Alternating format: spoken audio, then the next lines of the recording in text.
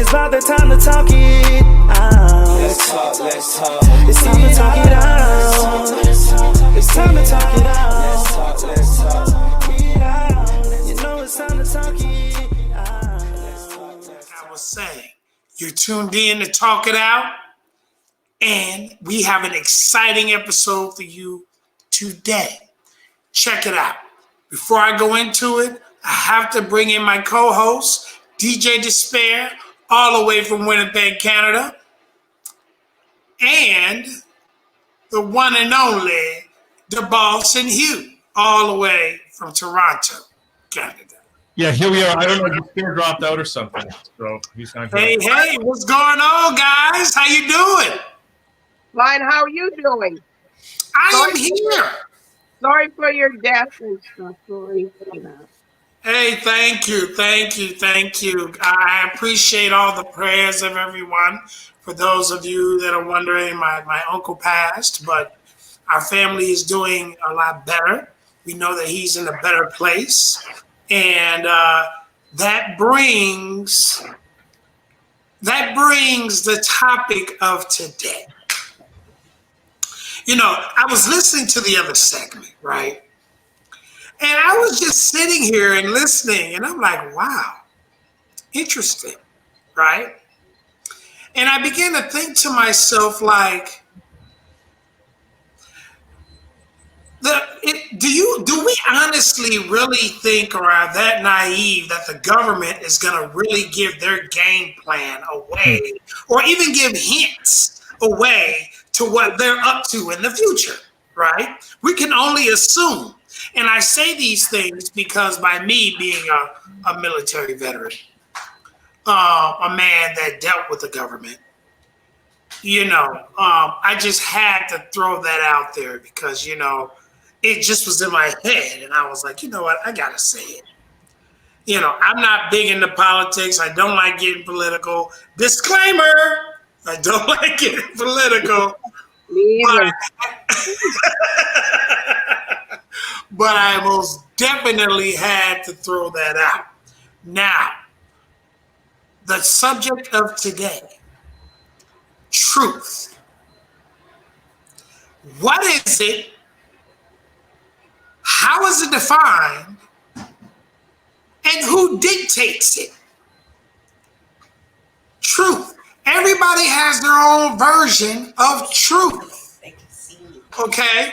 So my question to you is, who determines what is truth? Anybody. It's a good point because you know we're taught. Let me know if you can hear me, okay, guys. But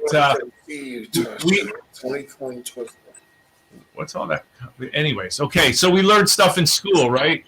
Out of history books or out of books, whatever. And then we go through life and we think we know how things are. We form our political opinions based on that, based on what we hear from our family, from our friends, from the environment, from the media. You know, like, and you know, I'm just going to use this as a crazy example, but because now we got the whole, like, is the earth round or is it flat? Right? And the thing is, people have very strong opinions about that. And yet, who has actually had the first-hand experience that they can say with absolute certainty, based on their experience, that the earth is one way or the other? Astronauts. Mm-hmm. And we can only go off of what they said. And we don't know if that has been contaminated per se. Exactly. Like if we went up, if we went up into a spacecraft and we were up there and we saw it was round, then I would be able to say it's definitely round. But I haven't done that, and very, very few people have ever been in that position, right? Yeah, and that's, and you know, that's why, you know, I wanted to dwell on this subject because in searching for truth, okay, or our definition thereof, that's why I ask, what do you all assume to be, or who dictates what definition is. Because in that search for it, a lot of confusion happens. And when confusion happens, we tend to dwell further from the truth because we allow our emotions sometimes to get involved rather than reasoning together and putting everyone's perspective in place and saying, well, let me see, well, maybe they have a point. Let me think that point out, or let me think that angle out, or, you know, and I say this because, you know, I studied religion for a long time in college, right? I was a theology, one of my majors was systematic theology with an emphasis on textual criticism.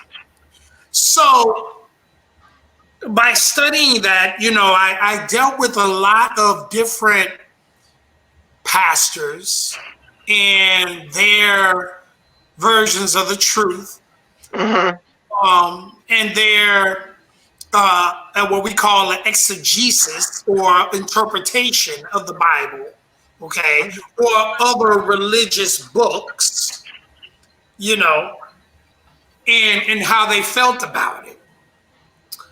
But in systematic theology, especially in textual criticism, you're taught to have an open mind and to approach it from a historical, cultural, those two being the most important, historical and cultural point. Because when you're reading the text, you can't take the text literal because it was made in a different time frame, in a different space, with people with different thought processes, you know. So it's not the 21st century. We're talking about the first century. So in saying that, I go back to our present and what we're presented with in all forms of life or whatever it may be, or forms of state truths or whatever.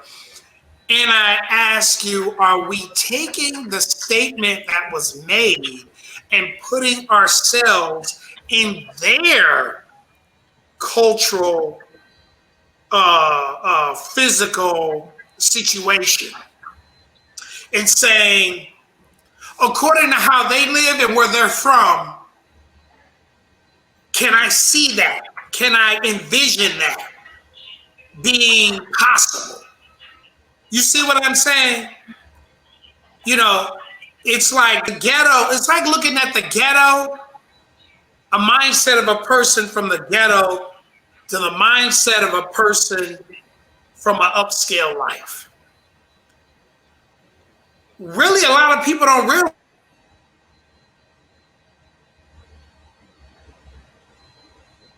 Hello?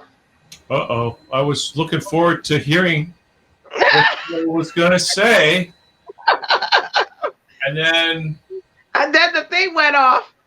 But anyways, I was gonna say this just shows not pre-planned, or for people out there, the viewers out there that are watching us today, we didn't know exactly what we're going to be talking about. So this is really where we're bringing media at its best when we don't even know what the topic was going to be. So we're here just like you, and you're involved in it also.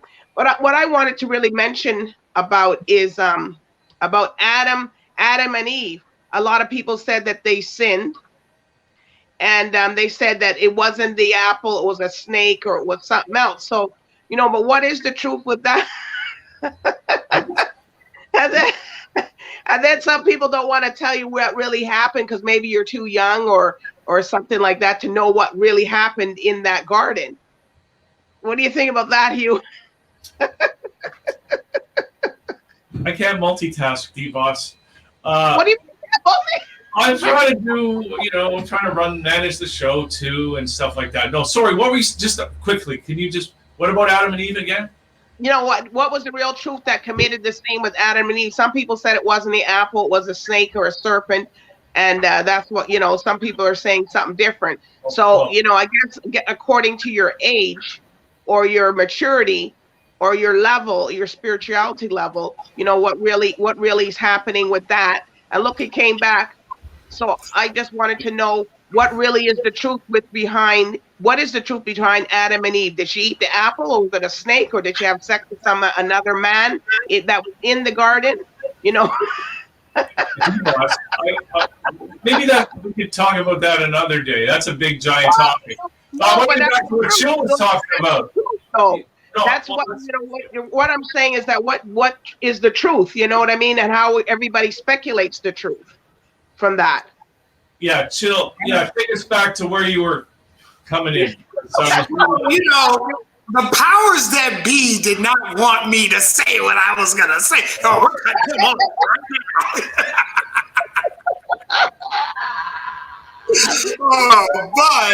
But what I wanted to say was, okay, when I say that an upscale living compared to the ghetto, one and the same, really, people really don't understand that, is because in both instances, it's all about survival.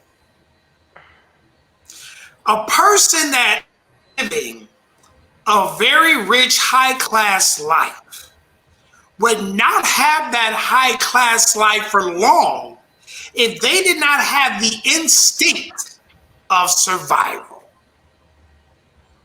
Because they have to have some sort of mindset of aggressiveness towards whatever it is that they're doing. The goal, right? If I'm a millionaire and I got these millions, I didn't get the millions by sitting on my butt, right? I got out and I got it, right? Well, if you're in the ghetto and you don't have anything, but yet you need to survive to get it. You still got to pay rent. You still got to eat every day. You got to provide for your family. So you have that survival instinct that says, go out and get it. Now, it's two different playing fields of it, but it's still the same thing. But, and that's a big but, right? Where the trick comes in, and what I believe the powers that be don't want us to really embrace or really understand, is that even though, it's one and the same in a way, on that way, which is a foundational way, we all still come from the same dirt or human or whatever it is that you believe in.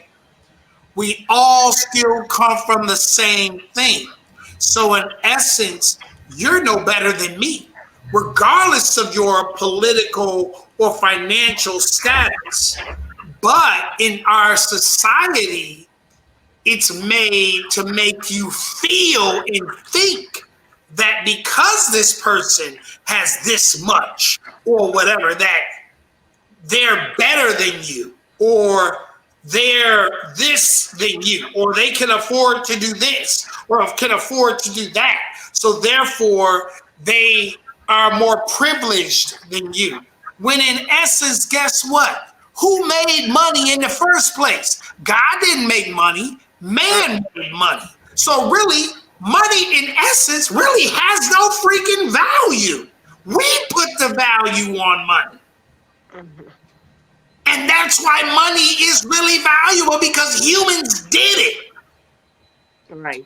Yeah.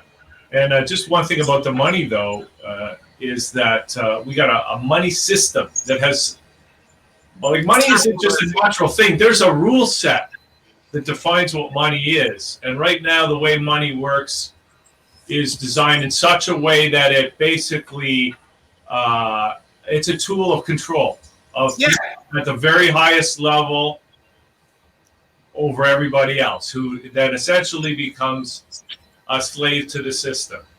Exactly, because they use money to do that. Yeah. And they use money to heal, destroy as they choose. Yeah. So regardless of what we think, now here's going right back to the point, regardless of what we think how things are going to be or how they should be or how things whatever, at the end of the day, because of a system that man made, if God himself does not come down and break it, who's going to stop him? We can say all day, well, we'll have a leader pop up and do this and do that and do this. Have you ever thought of all the great leaders that went against the system? Where did they end up? Abraham Lincoln is a good example. Be honest. Abraham Lincoln is a good example. You know, whether whether you want to admit it or not, whether you're afraid or you're not, it does not take away that word, fact, that at the end of the day, this person will either disappear or they'll be paid off. Either way it goes, money is involved. Either way it goes. So unless you destroy money and the system that's built on money, you might as well continue to talk and do what you're going to do, because the truth will be dictated by those with the most money. Well, that's a good point. I think money can be redefined so that it serves people better. But right now, it's really being used to leverage control over everybody. Like in Canada here, I don't know what's happening in the U.S. They're chill, but like the government's giving out money to people who have lost their jobs because of the COVID. But they're going to come. There's going to be a point where they say, you got to get the vaccine. This is my paranoia. You got to take the vaccine, or we can't give you your handout. You know what I mean? So there, again, it's just being used as a lever of control over people. What is your opinion, DBoss? You've been kind of quiet, of course. And I'm trying to walk a thin line here, but I just. Well, money is, a lot of people say money is the root to all evil. And you got to really take that statement and see, well, what does that mean? Money to all evil. And it's just what Chill was saying is that, money is used in a lot of things to either pay off evil, do evil, or be in evil. And you got to hear that, what I said, right? So to do evil, to pay off evil and to be in evil. So a lot of that money is a real matter of fact that, that people are using that money and that power and that system to be and to do whatever they want. And I'm not going to mention people's names and stuff like that, but they use a lot of power to do it. If you don't do it, they say, well, we'll take away your money. So, and that's a big power. If you start taking away people's money and people's job, because then you can't do anything that you want to do. Yeah. Yeah. And it's like that's how they instill the mindset of, hey, look, we are in control because we have the money. Mm-hmm. And the government's giving people money. Government's giving people money to to try to soften you up because you're getting some money. And some people can get some money and some people can't, depending on what category you're in to get that money. Or otherwise, and if you try to do things according and you have money to say, okay, you know what, I've been working all these years. Now this is the opportunity for people to get some money. I'm going to get that money. And then they're going to ding them and you have to pay back that money. Right. Even though we're in a situation. Yeah. Yeah, DBoss.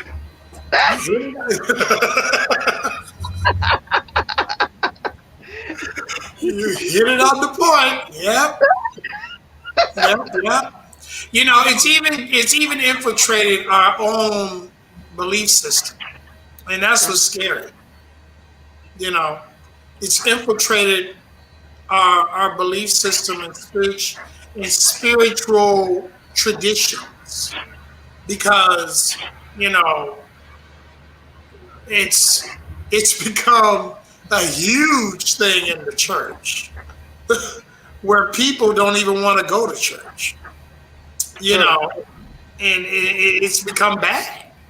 You know, I believe that money. You know, it is. You know, it's you got to look at that phrase like you said. It's the root of all evil, but it can also. It depends upon how it's used. You know, it can be used to combat evil, but in the sense of doing that, you know, unfortunately, you have those in this world that have the money that have more evil intentions than good. So then that becomes a problem. You know, not only that, but you know, there's two classes of people. There's the people that kind of are in charge of setting the rules around money, and here I'm talking really about the global banking class, right? And then everybody else is in the position of just chasing around all day trying to find some money. You know? And some of those people who you know what's so crazy though is that we're taught in this system to go get out here and get the money, chase the money. But you know what? The money is not the power. We are. Yeah. And when I say we are, I'm meaning your very belief system, your faith is the real power. Regardless of what religion you are believing, okay? There's one common thing with all of them, and that's faith. That's belief. True. So in that old saying, faith can move mountains, or the faith of, if you have the faith of a mustard seed, you can move mountains, right? With faith comes works, right? So if I believe in something, if I have faith in it, I'm going to work towards it and get it. But I have to first believe it and make my mind up to get it. With money, we have become so entrenched with the belief of money and its necessity that we have lost the role of each one. It's not money then faith. It's faith then money. Because faith is what got you the money in the first place. If you have no faith, how are you going to get the money? If you have no faith, how are you going to keep the money? You know? Seriously, like, if I see a vision, for instance, our businesses nowadays, if you see a vision, perfect example, DBoss, Real Life Matters. Years ago, when DBoss made Real Life Matters, it was a vision in the very beginning. This is what I want. This is what I want to do. This is what it is. So with that vision, in acting towards doing it, it went from a vision to reality, but how? Through faith in action. If she didn't believe in it, it would never have transpired. So, and through that action, through that business, now, and this is with any business in general, once it becomes reality, now you can generate what? Money and revenue, things of that nature. But in reality, faith is what kicks it off. Where people mess up, though, is that they just have faith, but they miss the rest of the steps. That's right. I believe this, and I'm going to pray about it. And they pray, but that's all they do is sit there and pray. Well, you got to pray for more time because I'm about to wrap it up. Right. So we need some action, right? And in this case, we can bring it back again, part 2. Right. So when you're stuck in the middle of a position and you need more time on your talk show, you just look at the producers and you say, "Hey, let's talk it out." It's about the time to talk it out.